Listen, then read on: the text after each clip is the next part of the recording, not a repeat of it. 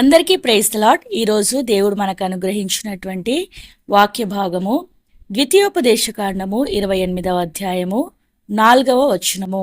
నీ గర్భఫలము, నీ భూఫలము, నీ పశువుల మందలు, నీ దుక్కిటెద్దులు, నీ గొర్రె మేకల మందలు దీవింపబడును. ఈ దినము 2 అంశములు మాత్రమే ఇవ్వబడినవి. నీ గర్భఫలము, నీ భూఫలము దీవింపబడును అనేటువంటి మాటను మనకు ఈ దినము క్యాలెండర్లో ఇవ్వబడుతూ వచ్చిందనమాట. అయితే ఇక్కడ మనకు 2 రకాలైనటువంటి దీవెనలు మనకి ఇక్కడ కనబడుతూ ఉన్నాయి. గర్భఫలము, భూఫలము. ఈ 2 దీవెనలు మనకు ఇస్తాను అనేటువంటి వాగ్దానము దేవుడు మనకు అనుగ్రహిస్తూ ఉన్నాడు. చూసినట్లయితే గర్భఫలము అంటే గర్భఫలం యెహోవా ఇచ్చు బహుమానము. ఆయన ఇచ్చేటువంటి బహుమానమైనటువంటి ఈ గర్భఫలాన్ని దేవుడు దీవించాలని కోరుతూ ఉన్నాడు. గర్భఫలం అంటే మనకు దేవుడు ఇచ్చినటువంటి పిల్లలనమాట.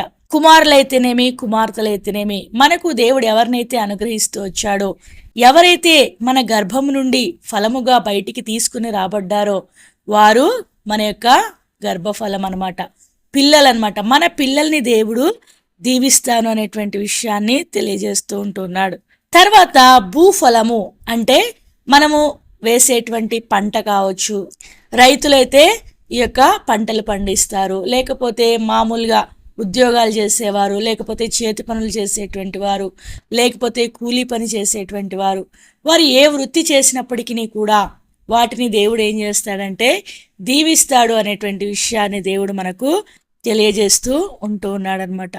అయితే ఈ యొక్క ఆశీర్వాదాలు అంటే ద్వితీయోపదేశకాండం 28వ అధ్యాయము 2వ వచనం నుండి 14వ వచనం వరకు మనకు అనేక రకమైనటువంటి ఆశీర్వాదములే ఉన్నాయన్నమాట.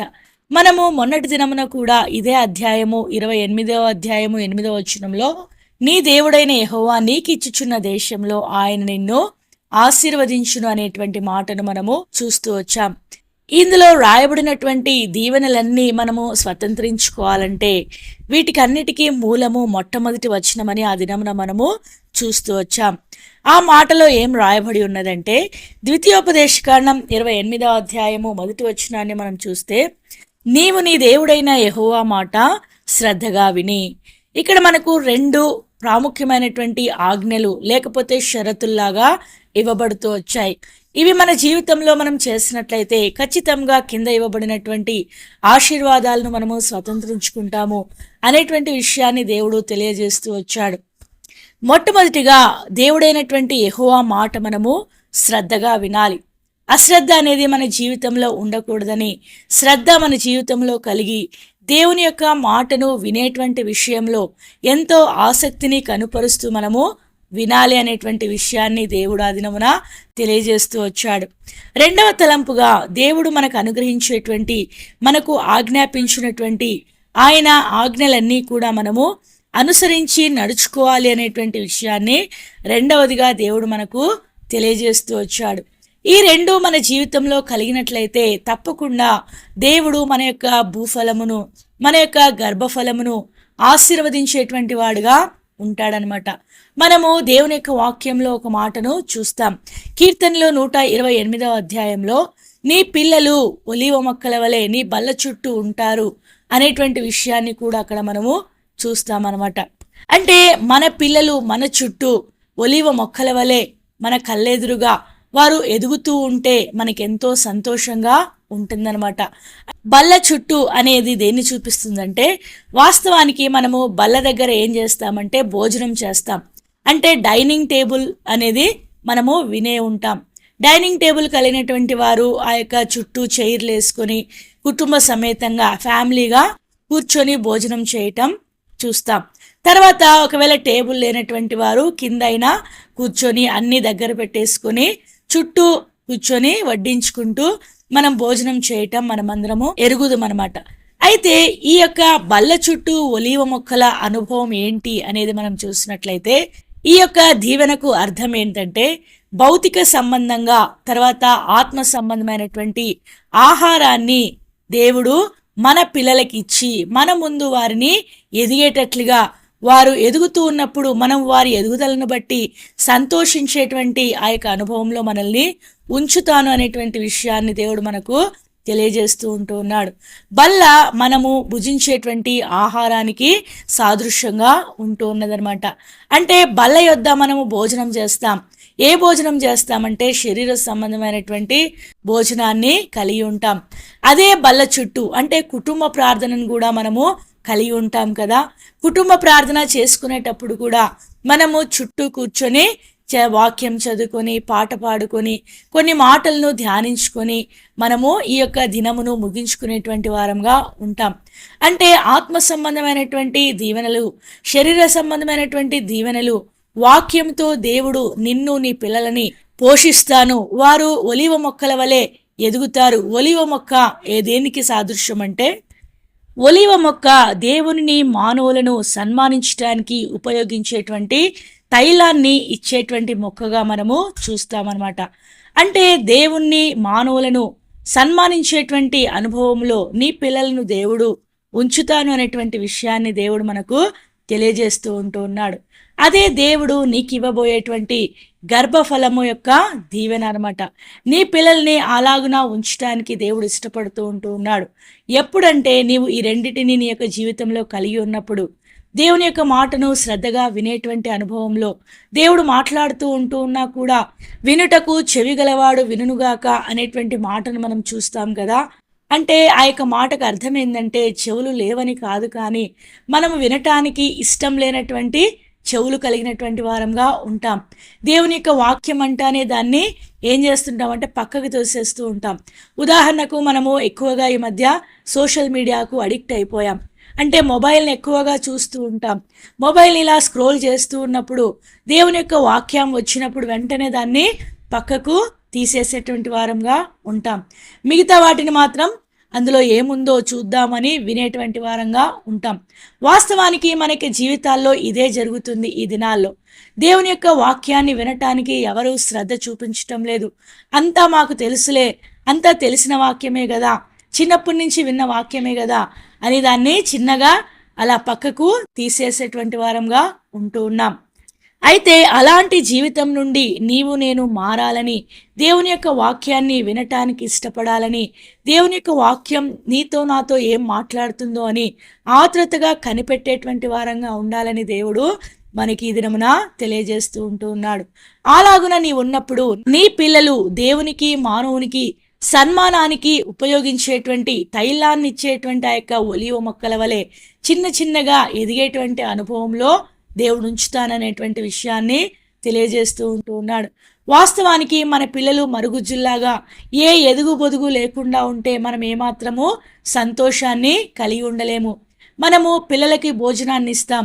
వారు చిన్నగా ఎదుగుతూ ఉన్నప్పుడు ఎంతో సంతోషిస్తాం. వారు పెద్దవారు అవుతూ ఉన్నప్పుడు, వారి యొక్క క్లాసెస్ పెరుగుతూ ఉన్నప్పుడు, వారు ఇంటర్ అయిపోయి డిగ్రీ అయిపోయి తర్వాత ఏదైనా ఉద్యోగంలో జాయిన్ అయ్యి వివాహమయ్యి అలాగున వారు ఎదుగుతూ ఉంటే మనం ఇష్టపడతాం. కానీ ఎక్కడున్న వాళ్ళు అక్కడే ఫస్ట్ క్లాసే 10 సార్లు చదువుతూ ఉంటే, 5th క్లాసే 10th క్లాస్ ఎగ్జామ్సే ఇంకా 3 సార్లు తప్పిపోయి రాస్తూ ఉంటే మనకెంతో బాధ అనిపిస్తుంది అనమాట.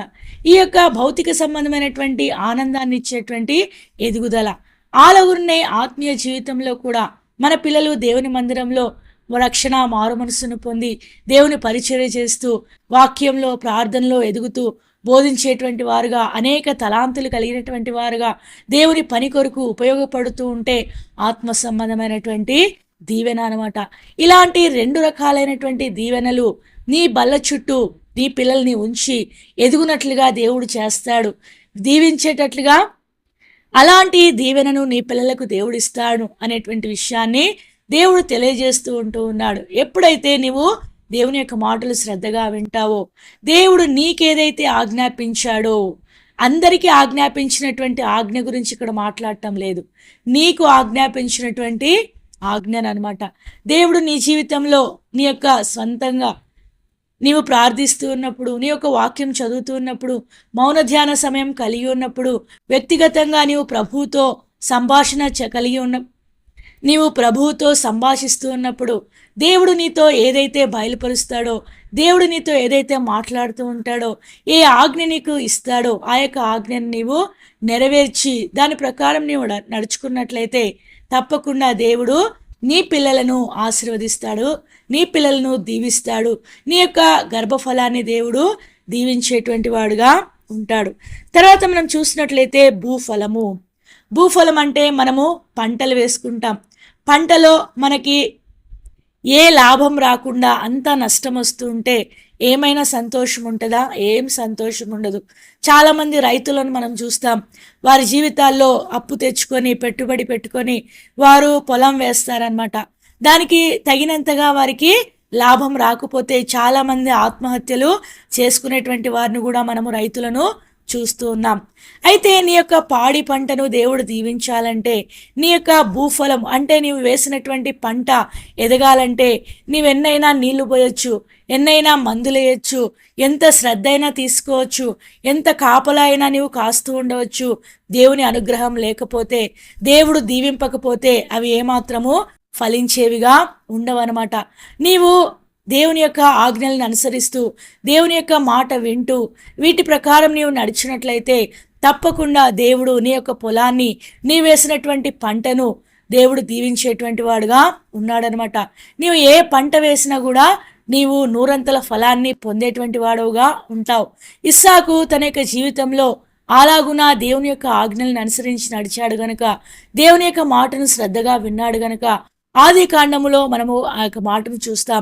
ఇస్సాకు ఆ యొక్క దేశంలో ఉండి పంట వేసి నూరంతల ఫలము పొందెను. నూరంతల ఫలం అంటే సంపూర్ణతను జ్ఞాపకం చేస్తుంది. అంటే నీవు వేసినటువంటి పంటకు సంపూర్ణమైనటువంటి లాభాన్ని, సంపూర్ణమైనటువంటి ఆదాయాన్ని నీవు పొందుతావు అనేటువంటి విషయాన్ని దేవుడు నీకు తెలియజేస్తూ ఉన్నాడు. అలాగున ఇస్సాకు తన యొక్క జీవితంలో ఈ యొక్క 2 ఆజ్ఞలు, ఈ యొక్క 2 మాటలు, ఈ యొక్క 2 షరతులు తన యొక్క జీవితంలో నెరవేర్చినటువంటి కారణాన్ని బట్టి అలాగున తను దీవించబడుతూ వచ్చాడు.